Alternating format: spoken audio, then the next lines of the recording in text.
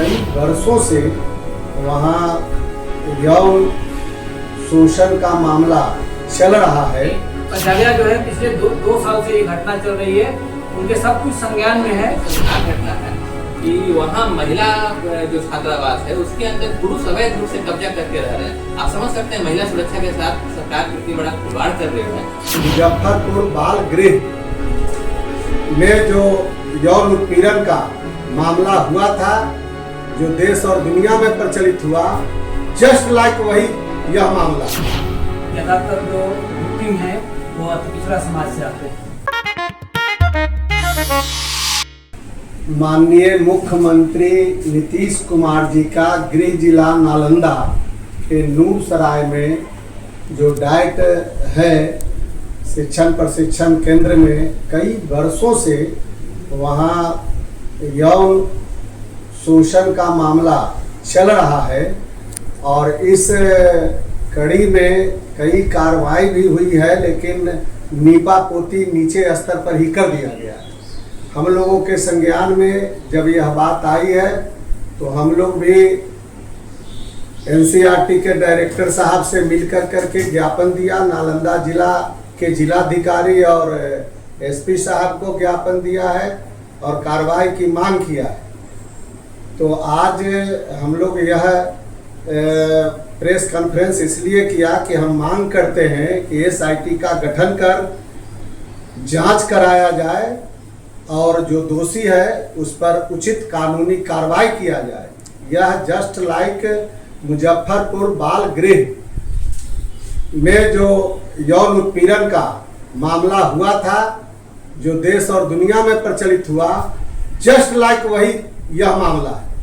और इस पर जो स्पष्टीकरण प्राचार्य के द्वारा किया गया, राहुल कुमार के द्वारा स्पष्टीकरण दिया गया है, उस स्पष्टीकरण से ही सारा मामला प्रकाश में आता है।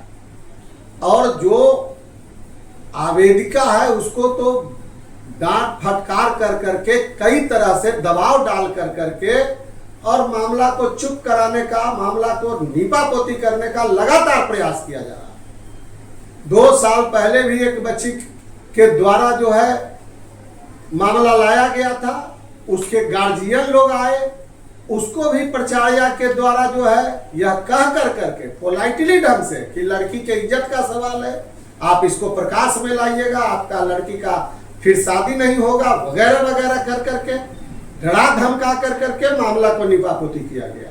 तो यह एक जघन्य अपराध है और हम लोग मांग करते हैं कि एसआईटी का गठन किया जाए, दोषी पर उचित कानूनी कार्रवाई किया जाए, तत्काल प्राचार्य को और राहुल कुमार को दोनों पर एफआईआर किया जाए, इसको से पद मुक्त किया जाए।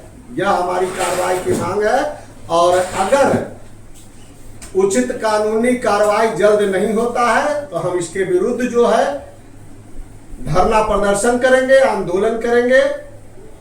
कुमार विंदेश्वर सिंह, राष्ट्रीय संयोजक, अखिल भारतीय अति पिछड़ा अधिकार मंच। मैं शशि भूषण पंडित हूँ, बिहार प्रदेश कांग्रेस अति पिछड़ा विभाग के चेयरमैन। ज़्यादातर जो विक्टिम हैं वो अति पिछड़ा समाज से आते हैं, बच्चे जो है ज़्यादातर अति पिछड़ा समाज से आते हैं, इसलिए लोगों को जो सिंपैथी रखने वाले लोग हैं अति पिछड़ा समाज के लोग से, उन लोगों ने हमको कहा कि इस पर आप बात उठाइए।